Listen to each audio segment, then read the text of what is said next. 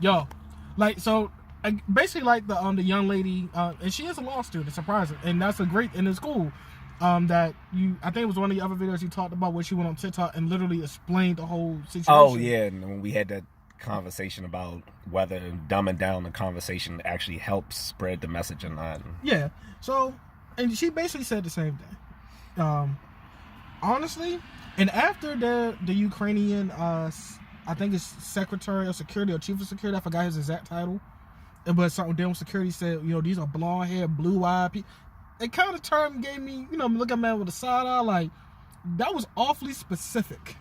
Yeah, I saw that was awfully specific. Yeah, one of the reporters said that. No, it wasn't a report. That was the Ukrainian. Okay. Chief of security. There was two Minister other of Security. I'm sorry. Okay, so there was two reporters though that caught some flack for saying essentially the same thing, but they tried to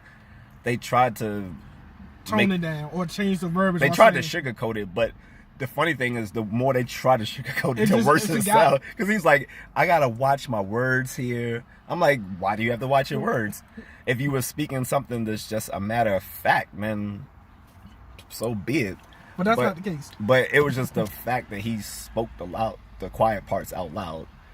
That these people are like us. Oh, they have Netflix accounts. They live in a middle class lifestyle. They're European. This is in Europe. This is in Europe. This isn't in Middle East or Africa. I'm like, okay, so people in Middle East and Africa don't deserve to have peace.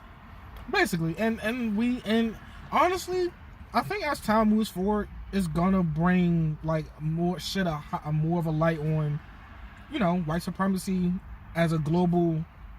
Well, global thing. Like, well, people have already pointed that out. So I mean, people pointed it out, but I'm saying now that the fact that you're brave enough to come out openly and say that. Well, we already knew it because no one was taking the Syrian refugees who Russia attacked. When right now Saudi Arabia is beating the shit out of Yemen, no one gives a fuck about that. No one's talked about the invasion of Armenia, which is happening right now. No one's talking about the crisis in Ethiopia. How many other places? Like Afghanistan is still fucked up. The only thing I gave credit was to the President Zelensky himself. Unlike almost every other leader right now in these situations, he didn't just cut and run like the rest of them. He actually held it down. Still is. I mean, he even went up before Congress on a Zoom call, I guess, and pled for their help. Said, "Can you guys give us more help?" Now he still wants that no-fly zone shit, and hell no. I'm glad at least Biden ain't dumb enough to do that shit.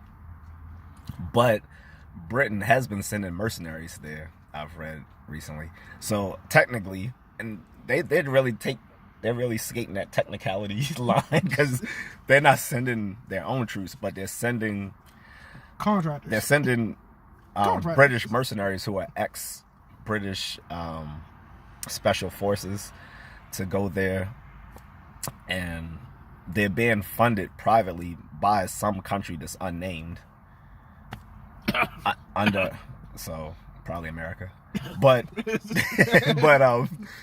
they're being sent over there to help out, which sucks because a mercenary, assuming that Putin even gave a fuck about the laws of war and codes of Geneva, which I'm pretty sure he doesn't give a fuck about, but assuming that he even did, if they come in there as mercenaries, they get no quarter. They get no quarter. Like they surrender, I can just shoot you in the head. Like you don't count. So good luck with that.